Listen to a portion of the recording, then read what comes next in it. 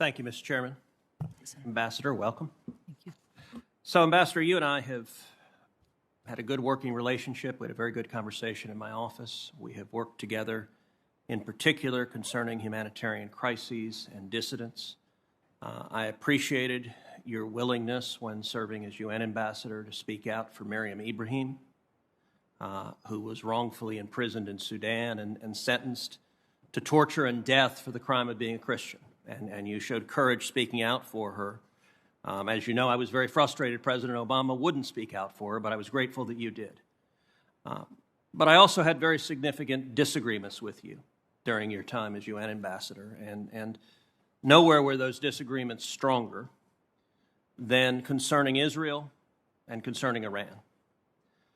Concerning Israel, I think perhaps the most shameful moment of the Obama administration was after the election in November of 2016, and was the Security Council's passage of Resolution 2334, which I do not think it is coincidental that the Security Council passed it after the presidential election and not before. And that resolution was passed with, at best, the acquiescence of the United States and of you as UN ambassador, and at worst, the active encouragement of the Obama administration and you as UN ambassador. I believe Resolution 2334 is a pile of lies, that it is a resolution that is motivated by anti-Semitism, by hatred for Israel. Resolution 2334 declares much of modern-day Israel is illegitimate and illegally occupied territory.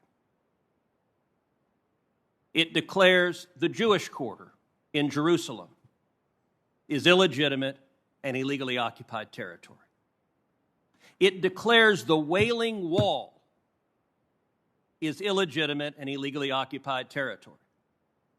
There's a much circulated picture of President Obama in a yarmulke paying respects at the Wailing Wall. To see the Obama administration put through a resolution designed to attack Israel was quite dismaying. So I guess my first question is, do you agree with Resolution 2334?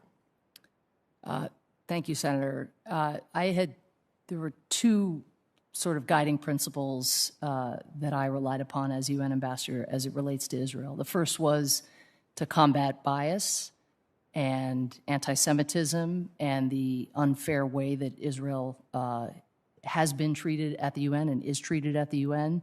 And the second, following President Obama's direction, of course, was to preserve space for a two-state solution. I want to make sure I have the chance to just describe a little bit what I did, and I'm disappointed we didn't get to talk about this in your office, what I did in the first category, because I think your question does not reflect the reality of my 4 years at the UN. With respect to Ambassador Power, the time is limited. Right. And so if you could just answer the question I asked, do you agree with Resolution 2334? I recognize you may well have done other things that were positive concerning Israel. I'm focused on this action at the United Nations. I just would like to get on the record that under my leadership, we secured Yom Kippur as a UN holiday. We convened the first ever General Assembly condemning anti-Semitism in the same chamber as the Zionism as Racism resolution was passed decades before. And we integrated Israel in a way that had never been done before, chairing committees, being able to actually be part of groups from which they had been traditionally excluded. I don't think there is a record that looks as substantial when it comes to integrating Israel. On the resolution itself, it is a resolution in keeping with President Obama's desire to encourage the parties to avoid unilateral steps, including terrorism, incitement to violence, and the building of settlements. Those dimensions of the resolution. I think if you read my explanation of vote at the time, the problem with the resolution and the reason President Obama decided to abstain was by and large the venue, because the UN has been so biased, because there are 18 General Assembly resolutions. Let's get to a little bit more granularity. Yeah. Do you believe the Jewish quarter in Jerusalem is illegitimate and illegally occupied territory? I do not. So do you disagree with the substance of Resolution 2334? Because that's what it says. Senator, President Obama's desire was to encourage the parties to avoid unilateral steps. That is the essence of that resolution, and I think the reason that he made the judgment to instruct me to abstain.